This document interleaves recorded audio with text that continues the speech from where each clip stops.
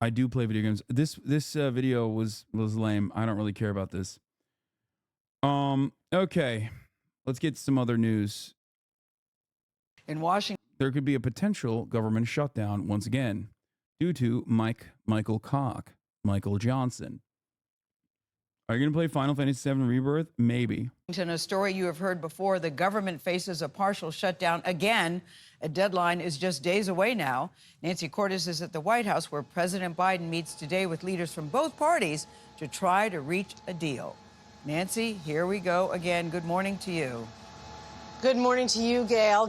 New Noah Samsen video. I already watched the Noah Samsen video, which I suspect is part of the reason why there's so many people in here fucking crying.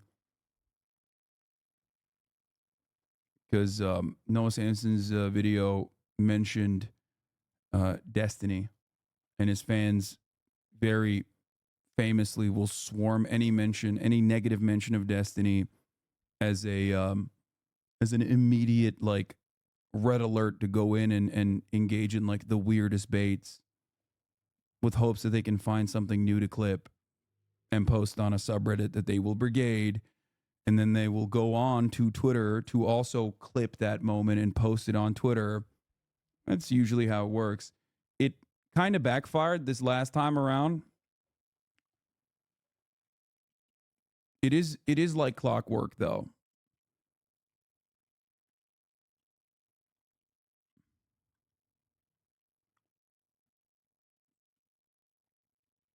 Well, good to see you. And, you know, these meetings tend to happen only when Washington is really in a jam. And this is one of those moments. There are just 3 days left until a partial government shutdown kicks in.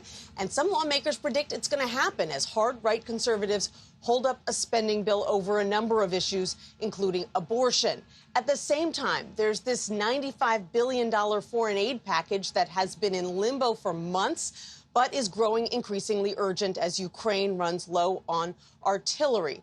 Now, that's a bill that has already passed the Senate, but the Republican speaker has not yet brought it up for a vote in the House. Johnson wants Congress to pass tough new border security measures first, but he rejected a bipartisan Senate deal that would crack down on border crossing. So they're going to talk about all of that here at the White House today as well.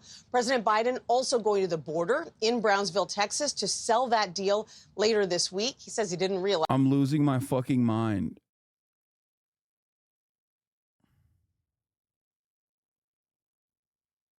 I'm losing my mind at him still trying to package this as like a good thing. I mean, just Jesus Christ, dude. This border legislation quite literally features like key Trump proposals.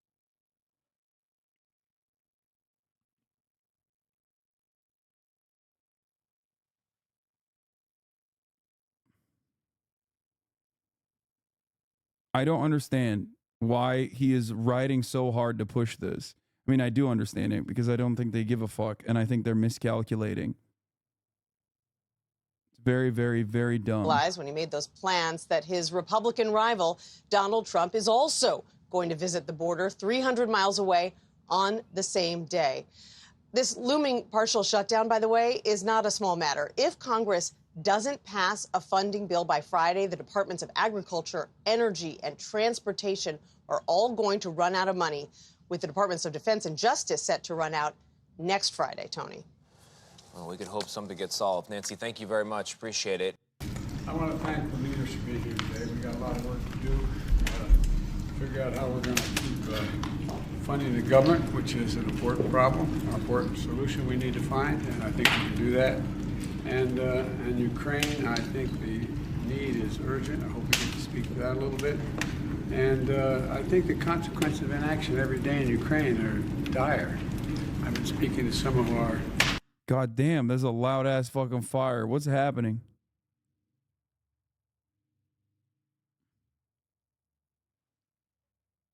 Oh, fuck. This is finally coming off. They spin it as a positive by not explaining what's in the bill and taking the very safe bet that most Americans will also never find out what is in the bill. Even better for them that the bill has no chance of passing. Even better because of Republicans. Yeah, but The problem is when you are pushing for a bill like this and you're going to the fucking border to be like, we need border security, you've lost the moral battle. You have now capitulated to white nativist framing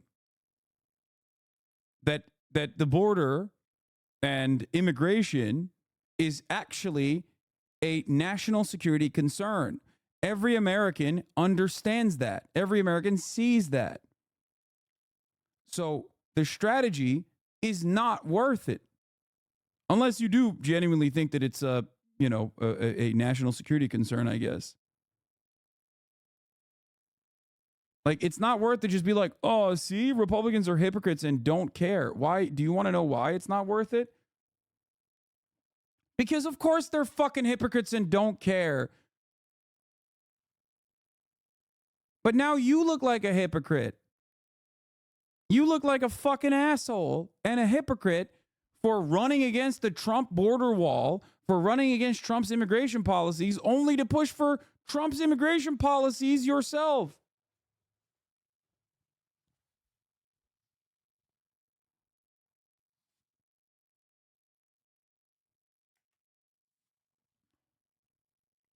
Our G7 partners, and you just got back, Chuck, they're very concerned. And also we need to, we need to, in terms of supplemental, we need to deal with the Israeli portion. But that also contains a significant portion. Bro, there's literally hellfire Having to do with humanitarian assistance into the Palestinian area, which I think is important. And It's hellfire, we baby. have to replenish the air defenses for Israel, and we have to work on making sure they don't face the threat from, they can face the threat from what's going on in the Middle East, not just from Hamas, but from Iran.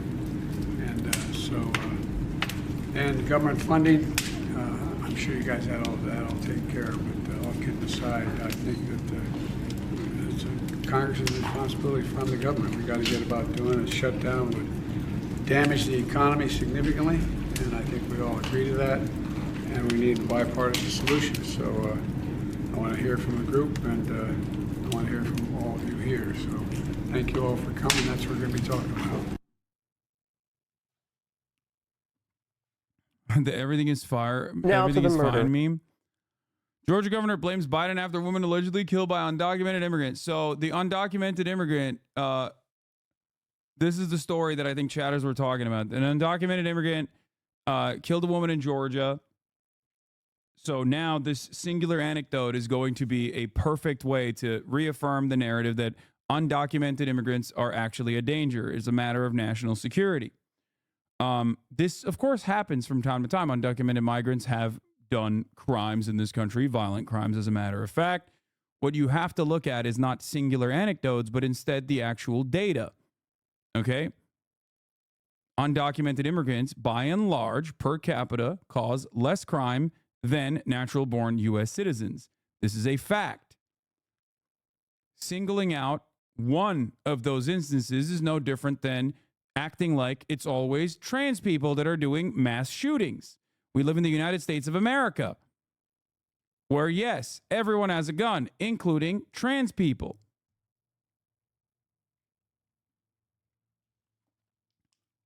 But if you look at the actual data overall, definitely not trans people that are doing a shit ton of the mass shootings, okay? I don't think This happens to every marginalized identity and every marginalized group. It does not matter.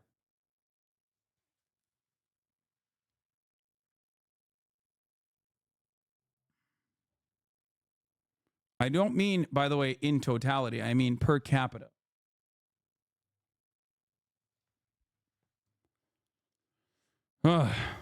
of a 22-year-old nursing student in Georgia, Laken Riley, allegedly killed by a migrant. Governor Brian Kemp is now blaming the White House over its border policy.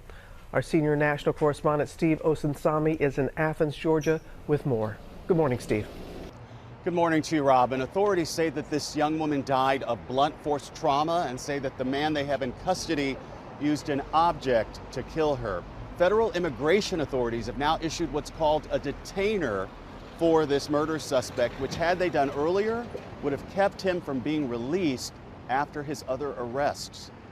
Students at the University of Georgia came together to say good things and to say goodbye to 22-year-old Laken Hope Riley. It is so obvious to me why it feels so dark right now, and that is because we lost one of the brightest lights that there's ever been. Devastating. A devastating situation. Like an innocent life taken, and then immediately everyone fucking turning around and being like, well, her memory is actually really valuable for us. We are going to cut propaganda towards like millions of people living on U.S. soil. It's nuts. The nursing student from a school nearby was killed on the UGA campus while she was out jogging last week, and her murder has become a case in point in the debate over immigration in America. Police say that her alleged killer is this man, 26-year-old Jose Antonio Ibarra. He's from Venezuela, and according to federal officials, was let go after he was arrested for unlawfully entering the country near El Paso, Texas, a year and a half ago. Georgia's governor is demanding answers from President Biden and his immigration authorities. Laken's death is a direct result of failed policies on the federal level and an unwillingness by this White House to secure the southern border. Authorities believe Ibarra illegally entered the U.S. in 2022 and has several run-ins with law enforcement since then, but was paroled or released before customs enforcement agents could step in. His brother, who was also arrested for allegedly carrying a fake green card, was also arrested before by local authorities and released. That competing trip that President Biden and former President Trump are taking to the U.S. southern border this week really matters to many people, of course, watching this case and to voters this election season. George. Hi, everyone. George.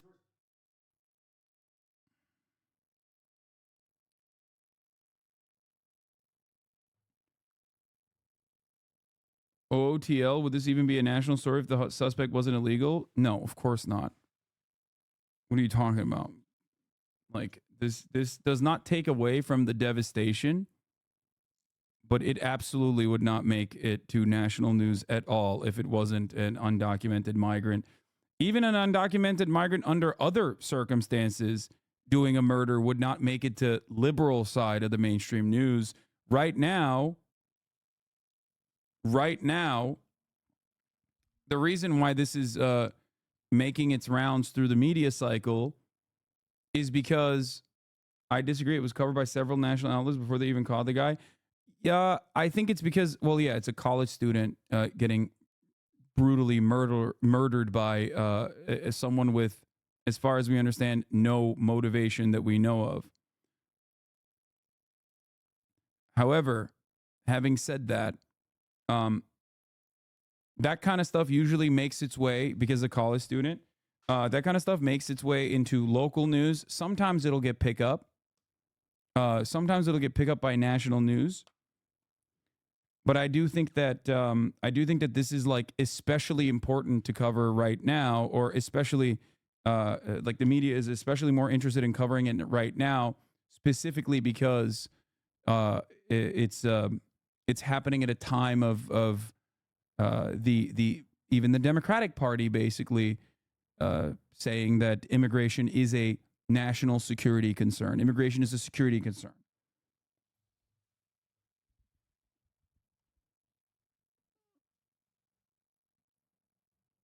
It's also fucked up because it directly claims, or I guess like it plays a role in the Trumpian argument, which is that undocumented immigrants are actually taking advantage of the catch and release policy, even though 98% of those who are apprehended at the border after crossing over to legally seek asylum, and Venezuelans have TPS, temporary protected status, by the way, for political reasons, they attend their court cases to continue legally seeking asylum. So this plays that other role of like, well, this person was apprehended at the border and was allowed to roam free inside of the United States of America. So it's like doubly destructive for the way that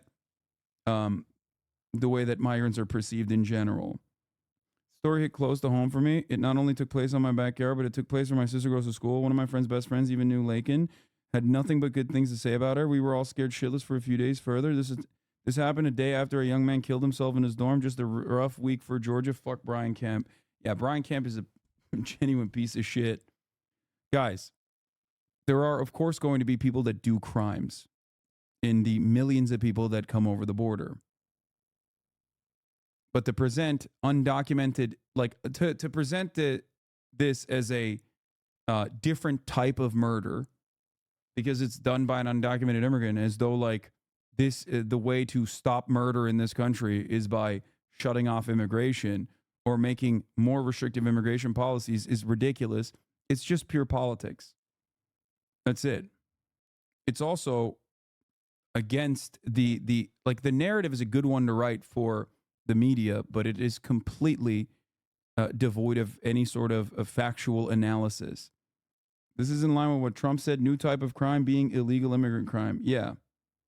Especially considering that the stats show that undocumented immigrants are responsible for less crime per capita than natural-born U.S. citizens. So it is a way to not look at the empirical evidence and instead look at anecdotes that are supposed to create an impassioned response, understandably. This morning, the government is trying to... It kind of sounds like you're saying we already have crime. What's wrong with more crime? No, I'm not saying that. That is... Why do you think that I'm saying that? Unless you personally think that I'm in favor of like random college students getting fucking brutally murdered horrifically.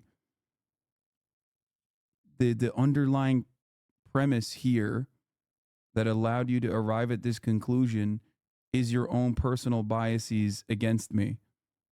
I want to solve the crisis of crime.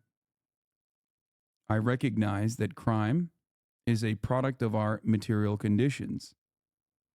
Any other way to try and quote unquote solve crime, like pointing this to immigration, like pointing the finger of blame at immigration protocols, is actually unproductive and shifts the responsibility away from the actual reasons as to why crime occurs. That's it. That's like saying stop having babies because some will do crimes. Yeah. Anyway, this is some good news. FTC, Lena Khan, doing it yet again. Fighting the Kroger-Albertson mega merger. Kroger and Albertson for the Southwestern and Western Front are the two primary major supermarket chains. For those of you on the East Coast, you've probably never maybe encountered Kroger or Albertson or any of their subsidiaries. But these are the two major national chains that have a shit ton of other chains underneath them. And there's Kroger's and okay, Kroger. Oh my God, I don't care. Kroger. God, English is such a dumb language phonetically. It's like, anyway. There are Albertsons subs out east. Okay. What I was trying to say before getting rudely interrupted. Yes, Albertson owns Vaughn's also. So they want to merge for obvious reasons, and their claim is, Kroger and Albertsons' claims are that they cannot compete with the national supermarket chains like Walmart and Amazon. And the only way for them to continue surviving is by merging. Okay? Now, what's really interesting about this FTC fight is that 3 different states have launched lawsuits against this merger. And the FTC isn't advocating antitrust on this on the most notorious way since the Reagan era, where you can advocate for antitrust, which is the consumer experience. In the United States of America, after the 80s, but especially so after Ronald Reagan, we changed the way that we analyze trusts and trust busting. We decided that the only way that you can go after a monopoly is if they are actually hurting the consumer. If the prices stay low, you can do whatever you want. You can become a monopoly. But this is being legislated, or not legislated, but like this is being targeted. This trust busting is being targeted on the labor side because this merger is functionally creating a singular buyer of resources, specifically labor.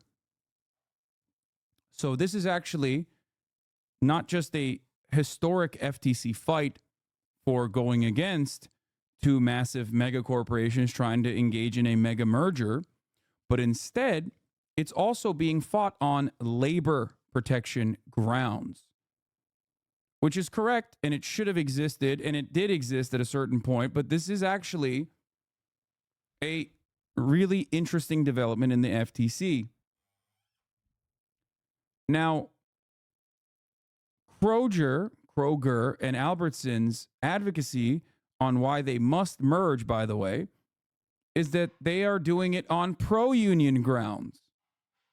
They're claiming that they are unionized shops and their competition, Walmart and Amazon, are not. Now, of course, that's a ridiculous fucking proposition, considering that this mega merger would make it so that unions have less leverage against the mega corporation that would form.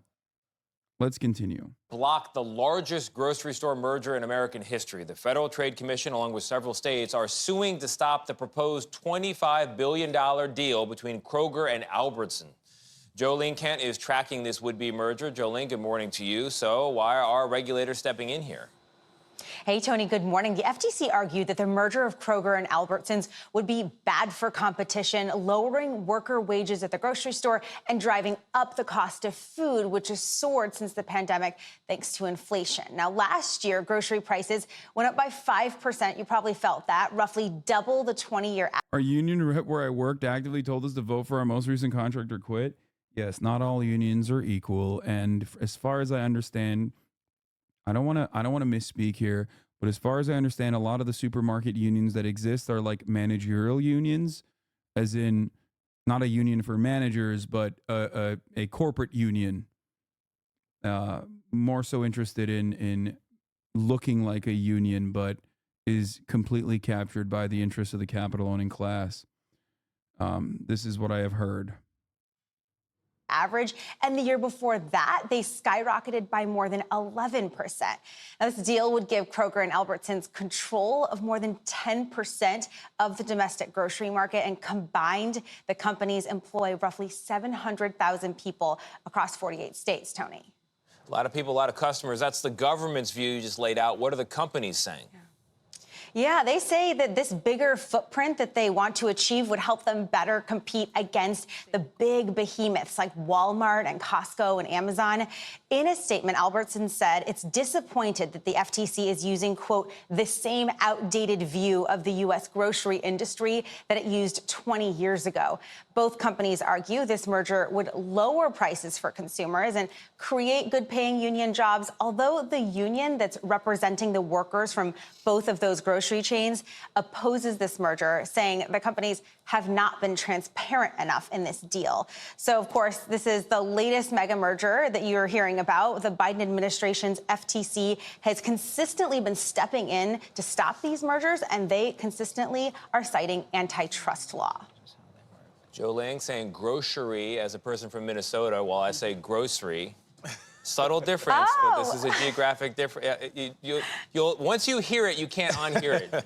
Jolene Kent, thank you very much. Those Midwest vibes. How would it possibly lower prices unless they lay off half the combined staff? I mean, It's the same exact way that Amazon is able to maintain lower prices. We don't need mergers. We need to break up these bigger businesses to add the innovation and lower prices. Yes. Would shit like this get passed under Trump? Yes. It depends on how much Trump has gutted the FTC at that point, but most likely, yeah. Midwest Vibes all. I have always maintained the position that Biden's federal agencies have basically propped up this administration's every big W. Okay? The NLRB, the FTC, they are doing actually great work overall. This is a historic moment. Lena Khan has done historic things. This is the other often forgotten side of politics that I regularly talk about. The people that make everything work behind the scenes. Also, I didn't know that the grocery thing was a real thing. I just say groceries. What, isn't it groceries? You hear it, you can't. Subtle difference. Grocery as a person from Minnesota, while I say grocery. Subtle difference. Grocery. It's groceries. I mean, not that it matters. It literally doesn't matter. Fuck them. All right. The big Let's talk about the Michigan primary happening. Political test for President Biden. It's primary day in Michigan. Have you heard? He faces a challenge not from another candidate, but from a possible protest vote over his response to the war in Gaza. In the Republican race, former President Donald Trump is expected to dominate his former UN ambassador, Nikki Haley, but she is still vowing to push on regardless. Ed O'Keefe is with the voters in Detroit. Ed, good morning. Should be an interesting day in Michigan. Hello. Well, good morning. Michigan is a key battleground state that's going to be pivotal to both parties later this fall. So today's a good test of how the most committed voters on either side are feeling. It's great to be here in Michigan. Campaigning on the eve of the Republican primary, Nikki Haley's expected to lose to Donald Trump, but she isn't going without a fight. If he ends up being the nominee, do you support him? I'm fighting to make sure he's not the nominee. I don't think he or Joe Biden should be president. I think it's a problem for our country if it goes either way. President Biden's also facing a key test here because in Michigan, primary voters have the option of voting uncommitted to oppose candidates on the ballot. You know, inshallah, the vote uncommitted. It's an option favored by many progressives and Arab and Muslim Americans, like Lexis Zaydan, who's been calling voters to build support. Our goal is to organize enough people behind the vote uncommitted box to send a message to Biden. The city of Dearborn has one of the highest percentages of Arab Americans in the country, and their political leaders, all Democrats, strongly oppose the president's support for Israel in its war with Hamas. Voting uncommitted is our way of practicing a principled politics. And that means people over party, and damn be it means people over president. And that's something that we're willing to stand for. Please don't stop organizing. Don't stop marching. And please, don't make us more invisible by not showing up. Vote. Please. Among those voting uncommitted, Adam Abu Salah, a 2020 Biden campaign volunteer. We first met him in November. As a community, we're tired of voting for the lesser of two evils. And now, Abu Salah says he hopes the president gets the message. So we're going to let him know that we are going to go out and vote, not only now, but in November as well. And Mr. Biden may be listening. He spoke about the Israel-Hamas ceasefire negotiations yesterday while taping a late-night show at an ice cream shop. My national security advisor tells me that we're close. We're close. It's not done yet. And my hope is by next Monday, we'll have a ceasefire. The Biden campaign says it understands the concerns of those that are thinking about voting uncommitted, but many of his supporters here say any vote against the president this fall could put Donald Trump back in the White House. Yeah, that is the risk for those voting uncommitted and risking not voting in the fall. I don't know if Donald Trump is going to be better on Israel than Joe Biden from their perspective. But, Ed, thank you for laying all that out for us. So looking ahead. Do you think there will be actually a ceasefire? Will Netanyahu say no to want to keep doing genocide? I don't know. I don't know why Joe Biden is saying this now. I assume that I don't fucking know. I don't know what Israel will do. It's just like If Joe loses, it's the fault of him and the DNC. I don't get why that's so hard for libs to understand. Well, they rely on not understanding. Head to Michigan, Katty K, and then Adrian. What do you? I think the vote uncommitted thing is such a fucking banger overall. Something that I have regularly advocated for is to demand concessions from your politicians. And here it is, a campaign like this that started off out of nowhere, getting mainstream coverage, saying this is going to hurt Joe Biden's chances, saying that this is actually pushing Joe Biden to turn Michigan into contested territory. That's actually huge. I mean, this is massive. Genuinely different from the way that the media refused to cover the perspective of voters in general. Single issue voters are never shamed except when it's Muslims. Yeah, the irony is single issue voters are technically probably the most motivated voters, I would say, other than like obviously party loyalists, like diehard party loyalists. It's a massive reason for why people vote a certain way. And if you can't arrive at a single issue, what is this? You had a very powerful moment 3 years ago on Dems and voting. This moment of yours is what actually radicalized me. It's about voting. Why there is no president who is a king. Here's the lie.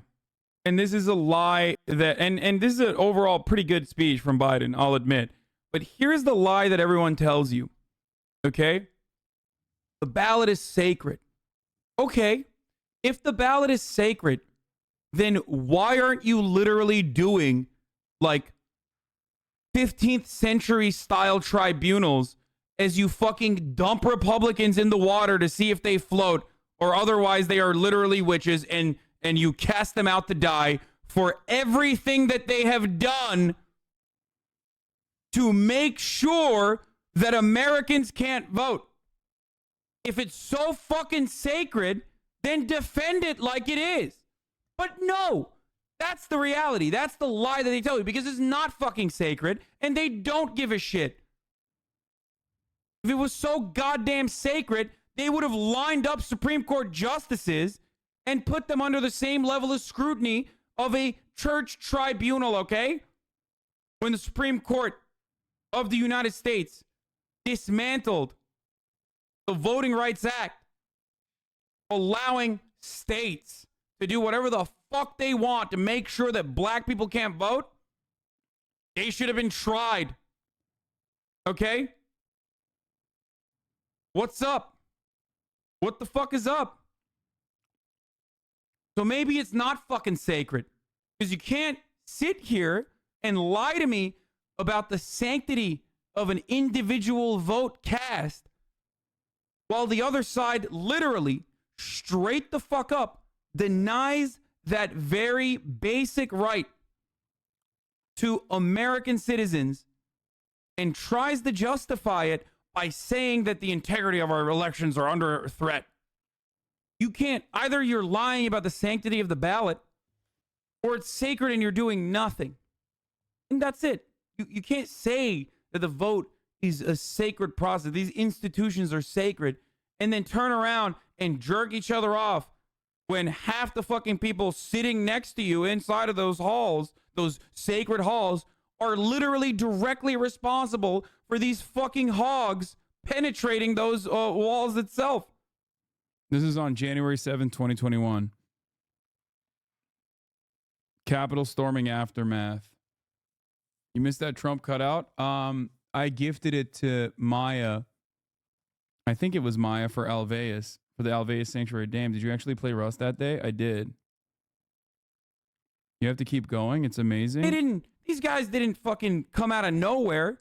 Like, this guy lives in Arkansas, okay? Richard Beagle Barnett lives in Arkansas, and he has a glass and glazing company, okay? That motherfucking small business tyrant flew from Arkansas to Washington, D.C. to storm the halls of Congress. Where did he get that idea? Huh? Where the fuck did he get that idea? Who told him that this is allowed and justifiable? Those very same fuckers who sit next to you that you do business with every day in those very same halls of Congress. Don't tell me about the fucking sanctity of these institutions. Don't tell me about the sacred halls and the long and complicated history behind them, where Americans could always they could always get together and recognize that they're Americans so they can unite under one cause, fucking over black people, giving tax cuts to the wealthy, deregulating industries, or expanding our military budgets in an endless sea of conquest overseas as we destroy the rest of the planet so that the military industrial complex can generate a tidy profit while we literally fucking throw young men and women into the fire and grind them just so they can maybe have a shot at upward social mobility. So they can get free college education and health care. Things that are offered to every single fucking citizen unconditionally in the rest of the comparable OECD nations. Don't talk to me about the fucking sanctity of the halls of Congress when the only time that these fucking pieces of shit unite is literally when it comes to benefiting the interests of the corporations of the wealthy with a little bit of fucking breadcrumbs to you. Congress, so important. No Congress. It's a House of Lords. Can you be more angry more often? I'm tired, dude. Hire someone to make a searchable database of your old takes so you can just play clips and give your voice a rest, King. I mean, Little Bear does that specifically. This is what happened just now. But, well, Hassan, why are you always consistent? Weird how your haters keep saying you're becoming more alt-left. Yeah. I am already angry. Anyway, we'll do a little bit of hogwatch and have fun in a second. Let's hear what Morning Joe has to say You're about looking the for and uncommitted voters. are some of the concerns we've talked about here, given the war with Israel, a big issue for President Biden? Yeah, look, I think grief runs in concentric circles, right? And for people who are living in Michigan, who are Arab American, who are Palestinian American, who have actually family members in Gaza, this isn't going to go away very soon. I think there are lots of groups who are disaffected with Joe Biden at the moment who may well come back to vote for Democrats in November. But if you've lost a mother or you've lost a father or if you've lost a grandparent or you've lost a child, it takes a long time. And they're not going to forget what's happening in Gaza very quickly. And I'm hearing it from Arab American friends. I'm hearing it from Palestinian friends. This is deeply personal to them. So you may well see a largest group of uncommitted voters. I don't think those voters are necessarily going to vote for Donald Trump. Right. But it could be that they stay home in November. And if, of all of the groups who at the moment are suggesting that they aren't happy with Joe Biden, I think that is the group. And because Michigan is such an important state, that is the group that the White House should be most worried about. And Adrian, the White House is trying to sort of shift, and but they're dealing with an unwieldy partner in Israel with Netanyahu. Kind of a difficult challenge for President Biden. How is the administration doing in terms of trying to counter some of these very deep resentments and feelings among American voters, Arab American voters? Well, I think it's important to know that they are taking a two-track process here. As we noted in the previous hour, you've got Jake Sullivan, Tony Blinken, some real seasoned veteran pros who are traveling to the Middle East constantly, doing, behind-the-scenes diplomacy in a very effective way. At the same time, of course, the administration, the campaign is really trying to reach those Arab American voters and trying to have at least a dialogue going on. So I think when we see what happens in Michigan today, it's going to give, number one, the campaign a roadmap to determine, where are the voters? Are we able to get them in our corner? Right. It's also important to know is I feel like an uncontested primary where there is still some level of contention implies that the current administration is doing a horribly bad job of managing any conflict, really. There's no opposition. That's crazy that they're still they're going to look at what the primary voters are saying and doing. It's that's insane. There's no fucking Bernie Sanders. There is no valid second candidate at play. You're basically losing a race to yourself. It's pretty wild that is what is going on currently. Hassan, what would you say to the people that say Biden's current presidential track record in terms of policy, jobs, and economy, I think in terms of metrics, is doing well? There are definitely areas where Biden is, and I say this in all sincerity, more progressive than every other contemporary Democratic Party president, and of course the Republicans as well. This much is true. There has not been a single president that it was actively a president that walked on a fucking picket line. Okay? Now, obviously, that's a low bar to clear, but that's still important. However, metrics, unfortunately, I guess, for the Democratic Party defenders, do not mean anything for the broader majority of voters. And more importantly, you are ruining your own personal legacy by getting caught up in a genocidal campaign as you demonstrate your inability to read the fucking room, one, and you demonstrate your inability to manage that conflict, showcasing to the voters that they are correct in their assumption of your number one insecurity, your age. You're asleep on the wheel. This is the major problem that people have. That is why a couple months back when New York Times polled people that the nameless, lifeless, faceless Democrat, whoever that candidate may be, was outperforming Biden by 18 points. That's devastating. That means the people don't necessarily hate the Democratic Party's policies, but they hate the one Democrat that is supposed to be championing those policies. Oftentimes, this distinction is a consistent phenomena. The idea that, like, people don't really like the Democrats that they put into positions of power, but they like the progressive policies that Democrats supposedly champion, right? You see that in ballot initiatives where, like, a ballot initiative that's super progressive will get a lot more of the vote than either of the candidates. In places where Democrats win, ballot initiatives that are progressive will still oftentimes garner more attention and more popularity, not just in Florida, in places I'm saying where Democrats win even,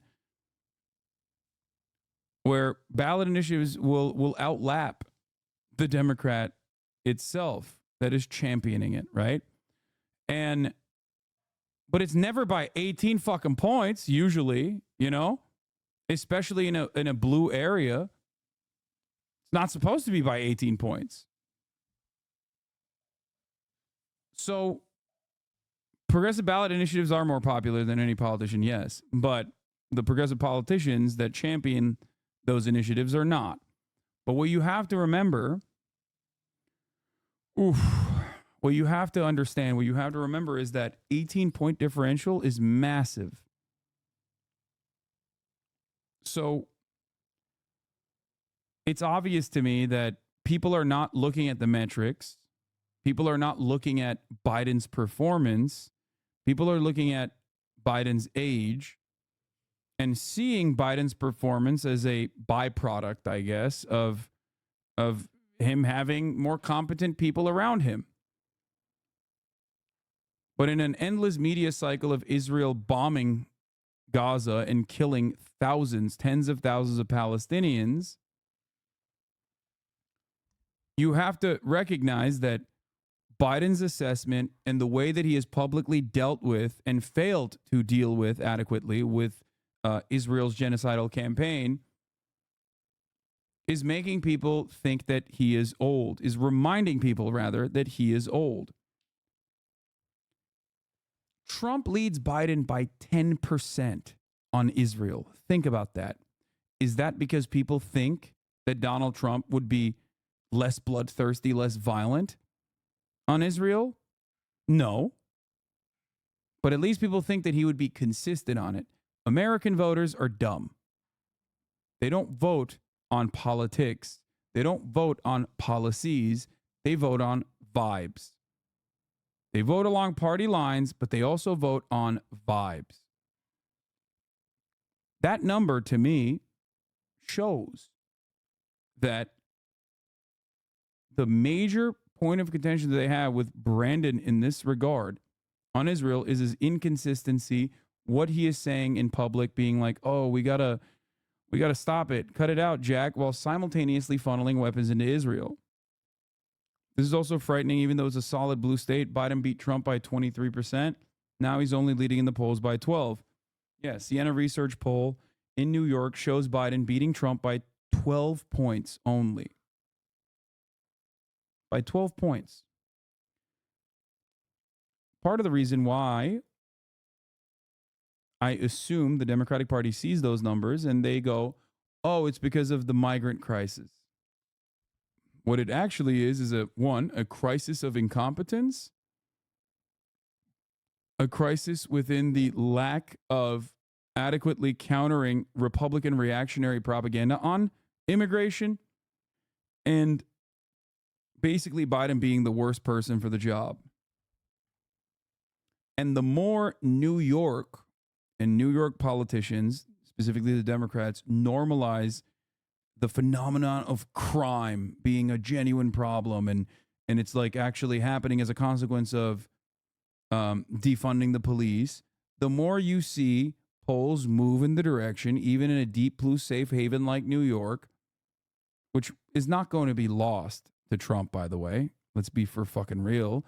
But still, the reasons as to why the Republican Party even catches up in a place like New York, like with the Lee Zeldin situation, is a direct consequence of taking Republican framing on issues and adopting those stances, normalizing said underlying premise, calcifying it, saying that this is real. It actually, crime is a fucking real problem. And I'm the guy who's going to fund the police, not the Republicans. You don't end up actually winning over voters in that situation. It's the exact opposite. You end up normalizing that position so voters go, okay, well, I'm going to go with the guy who's always been anti-crime and loves the police, not you, who now are seemingly recognizing that there's an issue, but you're not even fucking doing anything about it, and you haven't done anything about it. Voters continue to support the U.S. calling for a permanent ceasefire and de-escalation of violence in Gaza. This includes 77% of Democrats, 69% of independents, and 56% of Republicans. Meanwhile, look at this fucking idiotic messaging. Scoop, the Biden administration gave Israel until mid-March to sign a letter that provides assurances that it will abide by international law while using U.S. weapons and allow humanitarian aid to Gaza. Until mid-March to abide by international law is a little odd, no? That's the most you're going to get out of someone like Chris Hayes, by the way, who I do like. Biden goes off on a GOP Congress at fundraiser tonight. I've been a senator since 72. I've served with real racists. I've served with Strom Thurmond. This is an older take from February 21st. I've served with all these guys that have set terrible records on race, but guess what? These guys are worse. These guys do not believe in basic democratic principles. This is not a good way to talk about this issue. Anyway, furthermore, Biden is consistently underperforming Senate candidates in swing states. Oh yeah, that's another thing. Yeah. So no. It's a short. It's not like the main piece. I think the main piece on last week tonight is on something else. It's the end of the clip. Biden is underperforming his party in Wisconsin. Trump versus Biden. Trump is +3. Hovde versus Baldwin. Baldwin is at +7. In Arizona, Gallego has 6 points on Kari Lake. In Pennsylvania, where Trump currently has a +2 advantage, Casey versus McCormick has Casey winning by +10. That is an 8-point difference, more than an 8-point differential between the Democrat on the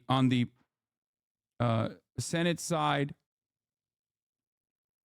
or the congressional Democrat versus the actual president at the top of the ticket. That's crazy. Funny way to say Trump is outperforming his party. I guess this guy is a glass half full kind of guy. Three big details here. Biden's camp is freaking out about the uncommitted vote. This is Branko Marcetic, who writes for the Jacobin. It is what motivated his ceasefire announcement yesterday. 3, Biden aides are keeping him in a bubble, which is why he didn't engage with Muslim and Arab leaders there for a while. Biden is outwardly playing it cool. He hasn't been to Michigan since February 1st, but his allies in the state say that behind the scenes there's panic at the White House and inside the Biden re-election campaign. They are freaking out about the uncommitted vote, said a Democrat close to Biden. I know that they're freaking out about the uncommitted vote because they literally even had an anti-Dean Phillips arrangement in the first primary that took place. That was of note. I think wasn't it New Hampshire where they had like a super PAC basically try to push for as many Biden votes as possible, which was ridiculous to begin with because he wasn't really fucking, he wasn't really up against anybody at all. Biden quietly recorded a couple of radio interviews that aired yesterday to boost Democratic turnout, and he used his trip to 30 Rock to assure the public that a ceasefire, at least a temporary one, is right around the corner. After wrapping the interview with Myers, the two hit a nearby ice cream parlor, and Biden said he hoped for calm by Monday. Nothing in politics is a coincidence. Representative Ro Khanna told us that the election eve timing of Biden's statements. This is happening because the president is hearing that a large part of his coalition wants this war to end. Almost every single committed Democratic Party voter basically wants there to still be a ceasefire. It's crazy. It is being propped up by Brandon's own fucking narcissistic desires, it seems. It took Biden a long time to engage in personal outreach to Muslim and Arab leaders in the state, and that occurred only after lobbying by elected officials, one of whom who said Biden's aides were keeping him in a bubble. People in Michigan politics have been ringing the alarm bell, and I'm talking Democratic congresspersons, state legislators. They have been fucking freaking out, not just behind the scenes, but very publicly for some time now. The last time this happened was during the UAW strike. If you recall, smart Michigan politicians kept telling Biden that he was oblivious, that he thought that no strike would happen. And he didn't listen until it was far too late. And then he changed he changed his perspective. Big Gretch is still trying to help him, but she's still like, I don't know, dog. Yeah. Ro Khanna, who often serves as a liaison between the White House and progressives, visited Michigan and was struck by the intensity of anti-Biden sentiment. There's a deep sense of hurt and loss, pain and grief among the Muslim and Arab American community and the progressive community, Khanna said. Biden basically looked at Biden's people, not Biden himself, basically looked at the calculation that was in front of him and thought, well, all these moderates are coming for me, which is good, right? They care about democracy and they think that Trump is going to destroy it because he keeps saying he will, right? And forgot that, like, there are so many former Biden votes that come from every camp that he has left behind. You know? Just all of the young voters that were already reluctant to want to vote for Biden. Just basically telling them, it's fine. You'll be all right. Thinking that people will just simply forget about Israel's ongoing, continued ethnic cleansing campaign happening with America's go-ahead and American weapons by the time November comes around. It is nutty.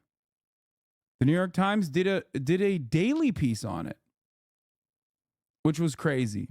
The uncommitted voters. The war in Gaza turned this longtime Michigan Democrat against Biden. She knows the stakes. She loathes Donald Trump. But Terry Awal says she won't back President Biden in November. I sync this so well, it looks like it's the real song. That I was gay. I have a dream.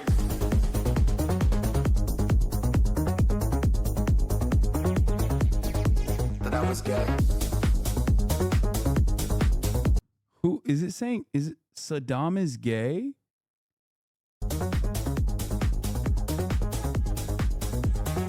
Oh, he's saying, I have a dream that I was gay. Oh my God. Oh my God. This is literal brain cancer, M-HUD. What the fuck are you doing? Wait, is this the Tesla thing that Israelis did to like bring the hostages home or something? I thought that I was gay.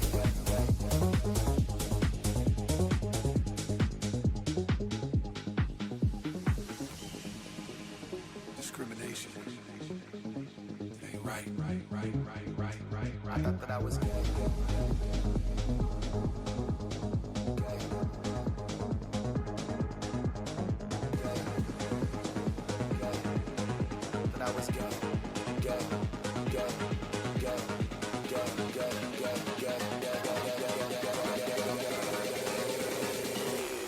I have a dream that no one will see the top of the hour ad break, which is 3 minutes long at the top of the hour.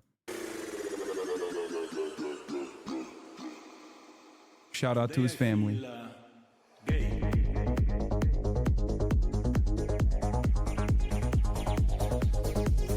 You are gay.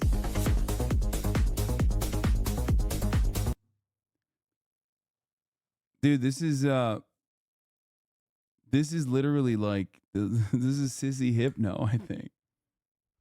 Yeah, why does it go so fucking hard, dude? Not harder than the 3-minute ad break if you're unsubscribed, though, at the top of the hour. Here's the 3-minute ad break now. A wild Tim Kaine in the membrane appears. Oh, I saw this earlier. I was going to talk about this. Senator Tim Kaine, the Biden admin, if you're defending the commercial ships of other nations, it is laughable to call that self-defense, referring to U.S. attacks on Yemen. Tim Kaine in the membrane, Tim Kaine in the motherfucking brain. Hasanabi head Tim Kaine coming in with a Hasanabi take. I wonder if they will call him a terrorist. I wonder. Perhaps he's too white to be considered a terrorist, but what do I know? I have grave skepticism about what we are doing right now. I have grave skepticism about the legal authorities. I have grave skepticism about the absence of true shared responsibility with nations whose ships are being attacked by the Houthis. Why should the U.S. and the U.K. be shouldering the burden of protecting other nations' ships? And I have serious skepticism about the effectiveness of this operation in terms of de-escalating either the attacks in the Red Sea. To begin with, on legal authority, I think we've all conceded that there is no congressional authorization for these hostilities. The hostilities definition under the War Powers Resolution has clearly been met when we're talking about 200 attacks on Houthis. We're losing troops. They're losing civilian casualties and others. This is hostilities. There's no congressional authorization for them. To claim that this is covered by Article 2 self-defense, Article 2 self-defense means you can defend U.S. personnel, you can defend U.S. military assets, you probably can defend U.S. commercial ships. But the defense of other nations' commercial ships in no way, and it's not even close, that's not self-defense under Article 2 of the Constitution. And a president can't make it self-defense by calling another nation a partner. If you're defending the commercial ships of other nations, it is, in my view, laughable to call that self-defense. And so a narrow mission to defend U.S. shipping, both military and commercial, that is Article 2 self-defense. But broader efforts to defend commercial ships of other nations, while it might be strategically a good idea, there's no constitutional authorization that would allow a president to do that unilateral. Dude, what the fuck is going on with this tanky dude? Tanky, pro-Houthi, pro-terrorist. He's probably an Islamist fundamentalist who wants to like do bad things to gay people, I assume. And second, taking offensive actions and striking targets within Yemen to degrade Yemeni capacity, Houthi capacity. While again, it might be strategically a smart thing to do, that's not self-defense under Article 2. And so I basically view this at the first level as a set of actions that might Oh my God, Tim Houthi Kaine in the have a membrane. strategic value, although we've yet to see a strategy. Senator Young. My man looking real Hamas right now. You're just bad at working things? What? Rearrange his name. It makes I'm tanky. Tim Kaine, I'm tanky. Oh my God, it's an anagram. It sounds like Tim's only position is America bad. Yeah, it does. It does. You hate to see it, folks. You hate to see it. These guys, they only do this kind of thing. Israel's ready to pause its war in Gaza during Ramadan. We already covered all that. All right, let's move on to, here is Jinxie and KCO talking about streaming and the trials and tribulations of streaming. Job is secure, but no job is like really that secure. Nope. You could always lose your job. Yep. And like the other thing is like, I want to be like rewarded for like what I'm like doing. So like if I have a stream that does really well, I want to see like kickback on that in like terms of growth, right? Because like if I'm working a job and I get this salary and I'm clearing the same check every month, I'm going to lose passion so fast. Oh, easily. Especially like, dude, oh my goodness. For those of you who don't know, these are the two biggest streamers on the planet right now. They came basically out of nowhere, blew the fuck up, and popped off, and they're killing it. Keizo and also Jinxie. Keizo does a lot more variety. Jinxie, on the other hand, is a Rainbow Six Siege streamer originally, and it's biggest dude. Be nice to Keizo. Okay, Jesus Christ. But yeah, it is. I have a lot of respect for both of them. I think that they did it. They did the damn thing. People have been talking about TikTok conversions for quite some time. They were the ones who actually were able to make it happen, and they're blowing up. The fact that this dude though, like especially Jinxie, like he played fucking Rainbow Six Siege, a game that not many people stream regularly, right? And did that over and over and over again until it like blew the fuck up. Is pretty chill. It's like Tyler 1, I would say, as far as Jinxie's meteoric success goes. He's a grinder in the same vein as Tyler 1. Cut like some grass, for example, you know what I mean? I'd go cut grass for like 2 hours in like 100-degree heat, weed eating ditches and all that, mowing, and they'd hand me $40. Yeah. And that was like, this is good money. But you know, it's like you said, you get burnt out. It's like, dude, I'm literally over here like just puffing and sweating, like about to die out here, like on the verge of a heat stroke for $40. You know, and it can get old. And even with a real job, you do all your best. Your coworkers are still messing with you. You know what I mean? You're still getting the same money. It's like you feel really unappreciated at a lot of jobs. Yeah, and it makes you think like, because like I always want to be like really grateful, but it makes me think like someone today woke up and worked like the most grueling job ever. Yes, they did. For like just enough to put food on the table. And then it's like, I'm like, it's weird because like, I'm just starting a stream. And it's like, you know what I mean? It's really tricky. Yeah. Damn, this guy's good.